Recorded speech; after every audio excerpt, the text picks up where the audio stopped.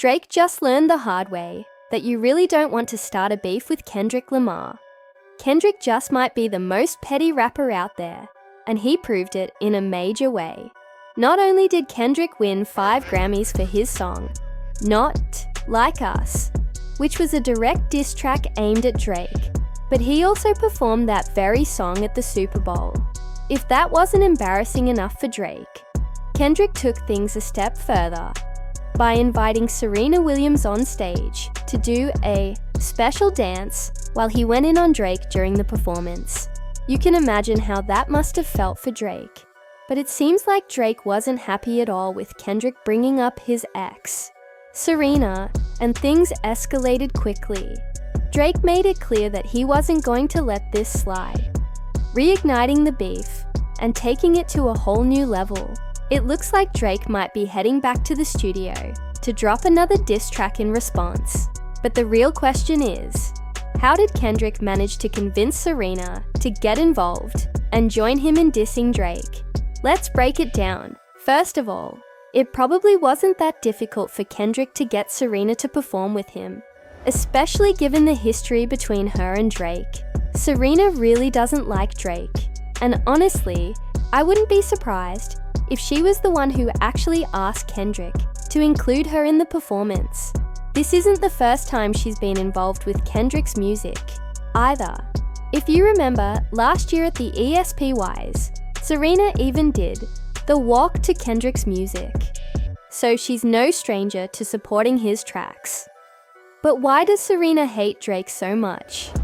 To understand that, we have to look back at their past. Serena and Drake used to date a while ago, but after their breakup, Drake couldn't let it go. He became fixated on humiliating her, and he did everything he could to make her look bad. This kind of behavior isn't all that surprising when you look at Drake's history. He has a tendency to hold grudges, especially when it comes to women who turn him down. We've seen him throw subtle and not so subtle shade at Rihanna for years, even though she hasn't given him any attention since they broke up. You would think Drake would eventually get the message to leave her alone, but instead, he just keeps going, never letting it go.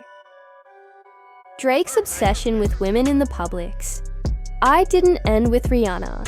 Take the situation with Halle Berry, for example. For years, Drake openly expressed his admiration for her in interviews and on social media. But Halle never returned the feeling. Despite her clear disinterest, Drake kept pushing, making some uncomfortable and inappropriate comments about her. One of the most cringeworthy moments was when Halle announced her pregnancy. Instead of offering a simple congratulations like any normal person would, Drake used the opportunity to make an odd comment about his supposed interest in her. Drake didn't just make comments about Halle though. He even name-dropped her in his songs, but instead of it being flattering or respectful, it felt downright creepy. In one example, on the Migos Versace remix, he rapped about trying to have a baby with Halle Berry, which came off as strange and uncomfortable. There was no charm, no playfulness, just an odd fixation. This got even worse when Drake used a photo of Halle from the Nickelodeon Kids' Choice Awards as the cover art for one of his songs, Slime You Out, despite the fact that she had already told him no when he asked to use it. But typical Drake, right? And now he's done the same thing to Serena. It's not hard to see why she holds such a grudge against him. Not only has Serena moved on from their relationship, but she's also married with children, and Drake still can't seem to get over it. Last year, Drake made another attempt to stir the pot, publicly commenting about Serena's marriage and family. He seems to have a real issue with women moving on, especially when it comes to his exes. In the case of Serena, it's clear that Drake's inability to let go of the past is what drove her to take a stand against him, especially with Kendrick. Serena doesn't want to be tied to Drake anymore, and it looks like she's willing to help Kendrick make that clear. So, while Drake might be plotting his next move, it seems like he's learned the hard way that you don't mess with Kendrick Lamar, and you definitely don't mess with someone who's already moved on from you. Drake recently pulled off an unexpected move by releasing a huge stash of content, about 100 gigabytes worth, on a mysterious website called 100gigs.org. What's surprising is how he chose to announce it. Instead of using his official platforms, he revealed the release through a secret Instagram account he's been updating quietly since June. This wasn't just a random collection of files. It was a goldmine of unreleased material. The data dump included unreleased tracks featuring artists like Young Thug, 21 Savage, and Lotto. But that wasn't all. Fans also got a rare peek into Drake's creative process, with behind-the-scenes footage of him working on iconic albums such as Take Care, Views, and Certified Lover Boy. If that wasn't enough, the collection also included moments with other big names in the industry, including Jay-Z, Kanye West, Rihanna, and Cameron, along with appearances from people in Drake's inner circle. While we might never fully know why Drake dropped this massive content dump, the rumor is that it was an attempt to distract people from his ongoing and increasingly messy feud with Kendrick Lamar. If that was the plan, it didn't work quite as expected. The drama between Drake and Kendrick only heated up, and the big content release didn't do much to divert the conversation. But wait, there's more.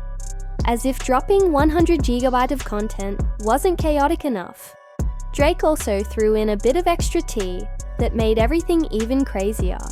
Hidden in all that footage was a clip of Drake working on his song, Too Good with Rihanna.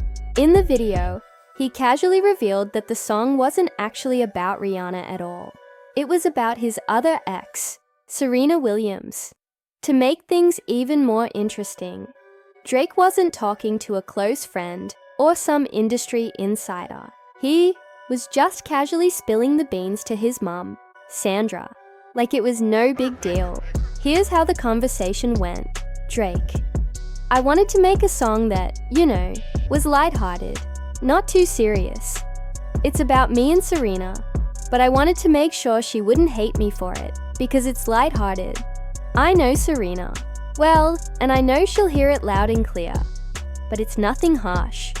She's seeing someone else now. It was a major revelation. For those who don't know, Serena and Drake were rumored to be a couple back in 2010, with whispers of a romance that never quite turned into anything official. Serena never confirmed their relationship, keeping things playful and unspoken, while Drake was often acting like a lovesick puppy. Fast forward to today, and Serena is happily married to Alexis Ohanian, the co-founder of Reddit, and the two have built a beautiful life together with their 2 daughters. Remember when I mentioned that Drake has a history of flipping the script when women reject him? Serena is no exception. For years, Drake was so over the top with his admiration for Serena that DQ magazine actually called him her most embarrassing fan. But when Serena finally made it official with Alexis, Drake's attitude shifted. Instead of moving on like a grown man, he got petty.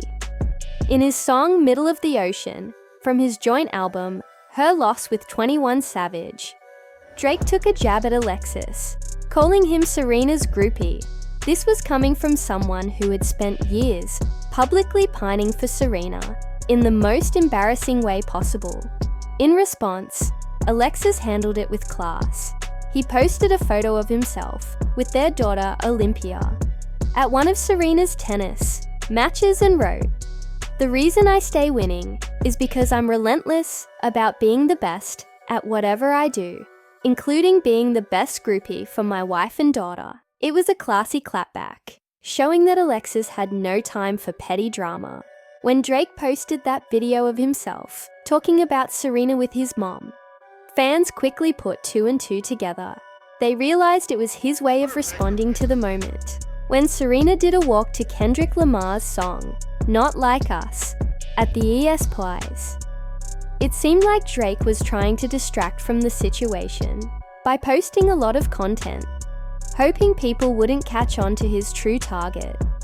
But of course, fans saw right through it. Serena, as usual, didn't engage directly. She's too classy for that. But she sure did get her revenge at the Super Bowl.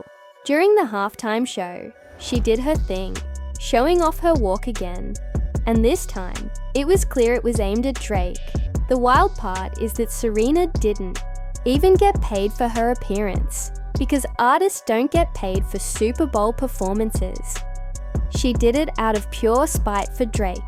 Nothing more, nothing less. And if that wasn't enough, Drake wasn't a fan of how Kendrick and Serena pulled this off.